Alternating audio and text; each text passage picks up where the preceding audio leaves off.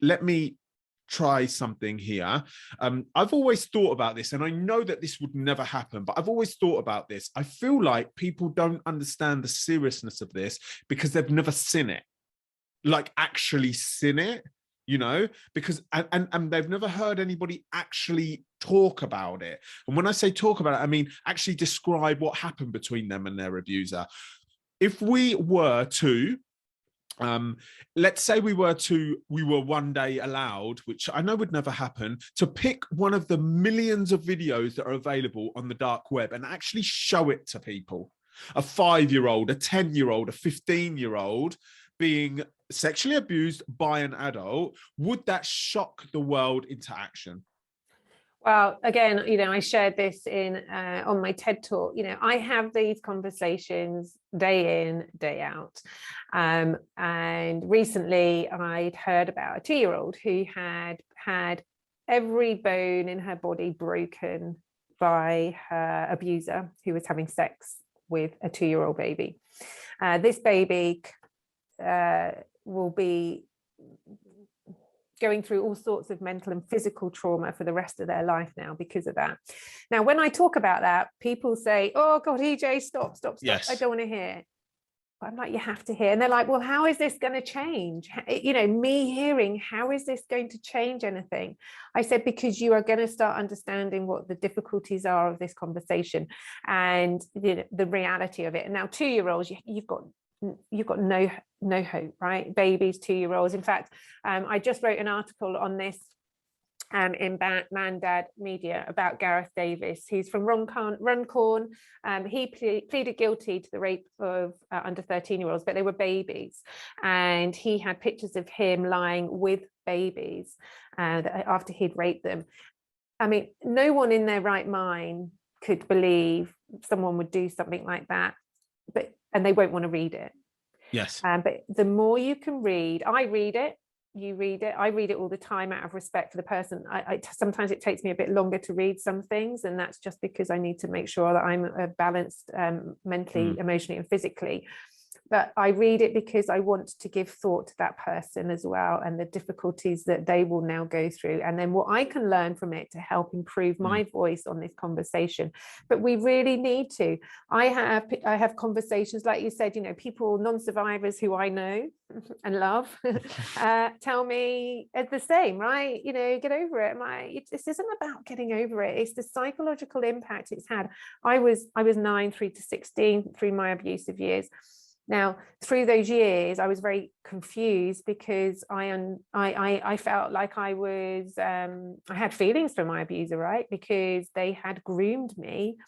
Now, that's very complex and that's very normal.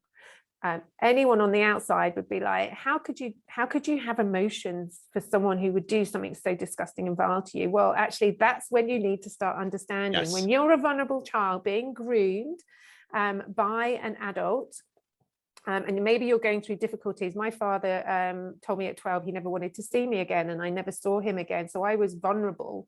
And so when this guy came along and started grooming me, he was known to my family and he was my friend. Yeah.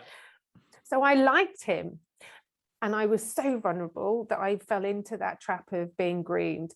That's me, times that by 1 billion children around the world that's happening to. So let's understand that, if you've got a vulnerable child, I'd gone from nice child to monster in a few years. Most people thought I'd be dead or in prison by the time I was 20. That wasn't normal. So lean into that conversation. What can you do as an adult, a loved one, a friend, a teacher, a safeguarding lead, to support that young child and recognize that it might not be child sex abuse. It could be some other abuse or violence or bullying or whatever.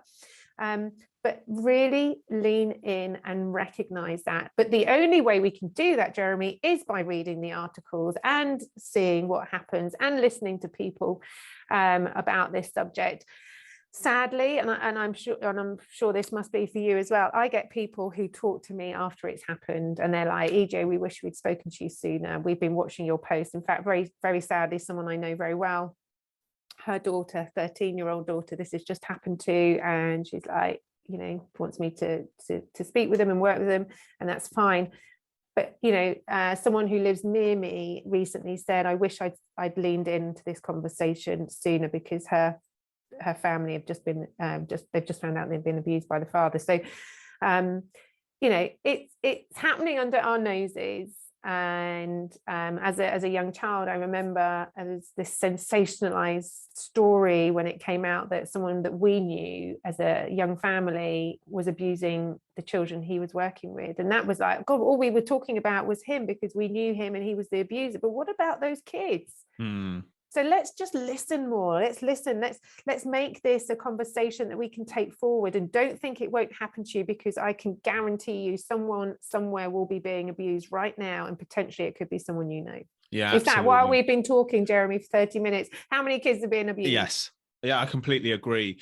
I feel like that grooming conversation is one that just needs to be talked about a lot more, where the young person has feelings for their abuser is something that people can't get their head around, because I feel like the media in particular portray this type of interaction as a big, scary adult hurting the young child, which is not always the case. Sometimes it's gentle, sometimes it's perceived as loving, and that's something that I just don't think we are talking about at all.